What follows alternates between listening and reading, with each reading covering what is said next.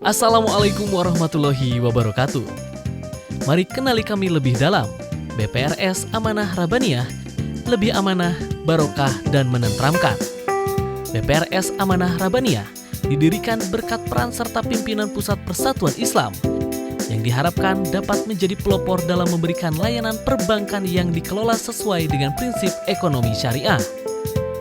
BPRS Amanah Rabbaniyah berdiri sejak tahun 1990 dan merupakan salah satu pelopor bank syariat di Indonesia. BPRS Amanah Rabbaniyah memberikan jenis pembiayaan untuk sektor produktif seperti UMKM, pembiayaan kepada petani dengan skema pembayaran setelah panen. Jika memerlukan dana cepat, maka produk rahen atau gadai emas adalah solusinya. Dan untuk beribadah umroh, kami menyediakan paket umroh cicilan yang bekerja sama dengan PT Karya Imtak. BPR Syariah Amanah Rabbaniyah memiliki visi untuk menjadi bank yang sesuai syariah, saling menguntungkan, sehat, dan bermanfaat bagi seluruh masyarakat. BPRS Amanah Rabbaniyah, amanah, berkah, dan menenteramkan. Kunjungi kami di www.bprsar.co.id. Alhamdulillahilladzi anzala Qur'ana hudal linnasi wa bayyinatin minal huda wa furqan. Asyhadu an la ilaha illallah wahdahu la syarikalah wa anna Muhammadan abduhu wa rasuluh. Amma ba'du. Para pemirsa yang saya hormati dan yang berbahagia, bulan Ramadan dikenal juga dengan bulan Al-Qur'an. Karena Allah Subhanahu wa taala menurunkan Al-Qur'an pada bulan Ramadan. Firman-Nya, A'udzubillahi minasyaitonirrajim. Syahrul Ramadan alladzi unzila fihi al-Qur'an hudal linnasi wa bayyinatin minal huda wa furqan. Pada bulan Ramadan diwajibkan ibadah siam itu yang padanya diturunkan Al-Qur'an. Ayat ini menjelaskan bahwa Al-Quran itu diturunkan pada bulan Ramadan. Ada dua pengertian nuzulul Quran itu. Yang pertama, Allah menurunkan Al-Quran dari Lauhil Mahfud ke Sama'id Dunya yang diterima oleh Jibril. Itu turun yang pertama. Turun yang kedua adalah Jibril atas perintah Allah menurunkan Al-Quran kepada Nabi Muhammad SAW dengan dicicil atau tidak sekaligus.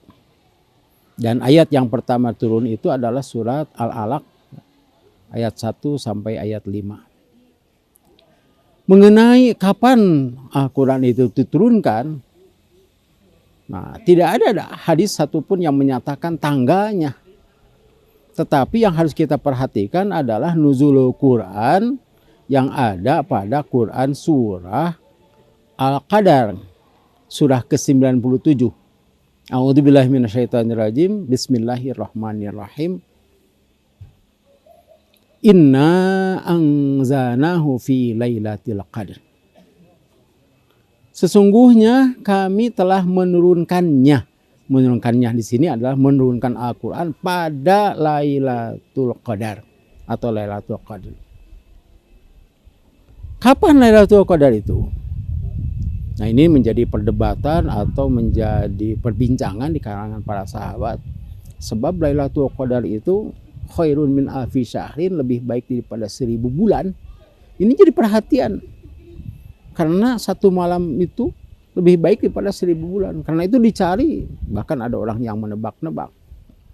Nah, ketika Rasulullah SAW akan memberitahukan kapannya, nah Rasulullah SAW itu dilupakan atau sengaja oleh beliau ini tidak diberitahukan agar kita mencarinya sepanjang bulan itu. Tetapi Rasulullah SAW dalam hadis yang diriwayatkan oleh Imam Bukhari, Muslim dan yang lainnya, beliau bersabda, "Iltamisuha fil ashril awakhir min Ramadan." Carilah Lailatul Qadar itu pada 10 hari terakhir di bulan Ramadan. Atau pada hadis yang lain, taharrau Lailatul Qadri fil ashril awakhir. Carilah Lailatul Qadar itu pada 10 malam terakhir. Jadi jelas sekali Yang harus kita perhatikan adalah Lailatul Qadarnya. Dan pada saat itu Lailatul Qadar itu adalah 10 malam terakhir.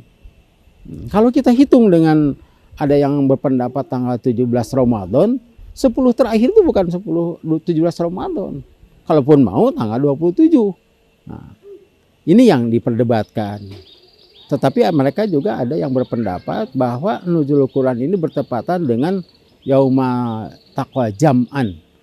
Nah, bertepatan tanggalnya dengan ketika dua pasukan yang berperang, yaitu pasukan Muslim dan pasukan kafir Quraisy, itu katanya bertepatan dengan 17 Ramadan. Tetapi itu adalah siang, bukan malam. Sedangkan Lailah itu artinya malam. Jadi yang harus kita perhatikan bukan tanggal 17-nya, apalagi kita memperingati Nuzulul Quran tanggal 17. Yang pertama 17-nya tidak jelas, yang kedua tidak ada perintah memperingati. Justru yang harus dicari itu adalah Lailatul Qadar yang bertepatan dengan diturunkannya Al-Quran. 10 malam terakhir ini oleh Rasulullah Shallallahu Alaihi Wasallam dipersempit lagi. Carilah pada malam-malam ganjil. Nah itu kata Rasulullah, berarti kita harus mencari pada malam 21, 23, 25, 27, dan 29. Bahkan ada hadis lagi yang meriwayatkan carilah 5 terakhir. Berarti tanggal 25, 27, tanggal 29. Dengan demikian kita jangan sampai meninggalkan sunnah dan melaksanakan yang tidak diperintah. Yang tidak diperintah itu memperingati, apalagi tadi sebutkan tanggalnya juga belum jelas. Kemudian memperingatinya tidak dicontohkan oleh Rasulullah SAW. Justru yang harus diperhatikan istilah Lailatul Qadar itu. Kita pasti dapat mendapatkan Lailatul Qadar, pasti. Asal kita mengisinya dari mulai masuk i'tikaf atau masuk 10 terakhir. Di tanggal 20 masuknya. Apakah itu nanti Ramadannya 29 hari atau Ramadannya 30 hari, nah, kita masuknya dari tanggal 20. Apa yang harus kita lakukan di sana? Yang harus kita lakukan adalah beribadah. Dan tidak ada ibadah khusus pada Lailatul Qadar itu. Sholat maghrib kan maghrib mulainya, sholat maghribnya tetap 3 rakaat, sholat isyanya 4 rakaat, rawatibnya 2 rakaat, tarawihnya 11 rakaat. Tidak ada yang harus ditambah. Kalau subuh itu sudah keluar, ya. Yang bisa dapat ditambah adalah membaca Quran pada malam itu, kemudian berzikir, kemudian berdoa, kemudian bersedekah. Sedekah itu tidak ditentukan waktunya. Membaca Quran itu bukan hanya tamatnya saja, tapi harus memahami maksud Allah Subhanahu wa Ta'ala atau tafsirnya. Jadi itulah yang harus diisi. Dan 1 malam itu lebih baik kepada 1000 bulan. Dan 1000 bulan itu kalau kita bagi dengan 12 itu kira-kira 83 tahun. Dan kita jangan menyatakan tahun depan sajalah. Tahun depan saja. Kalau tahun depan itu kan kita belum tentu bisa hidup pada tahun itu. Karena itu ini kesempatan terbaik ya, untuk meyakini Al-Quran itu sebagai hudan linnasi, hudan lil muttaqin, dan harus meyakini apa yang dikatakan dalam Quran itu adalah benar, bukan hanya keyakinan tapi kita melaksanakan apa yang diperintahkan Allah dan Rasulnya. Kalau kita ingin tahu contoh Rasulullah, ya beliau diam di masjid begitu. Dan apabila kita ingin tahu sekali, kita harus lihat apa yang dilakukan oleh Rasulullah SAW. Rasulullah belajar Al-Quran kepada Jibril, kemudian Rasul juga mengajarkan Al-Quran kepada para sahabat. Jadi artinya ada pengajian atau ada thalabul ilmi waktu 10 malam terakhir itu. Dan dikatakan sekarang supaya kita siap-siap. Jangan sampai waktu 10 malam terakhir itu terganggu dengan kehidupan dunia atau kesenangan dunia. Demikianlah yang dapat saya sampaikan pada kesempatan ini. Semoga kita diberi kesehatan dan kesempatan untuk mengisi Lailatul Qadar.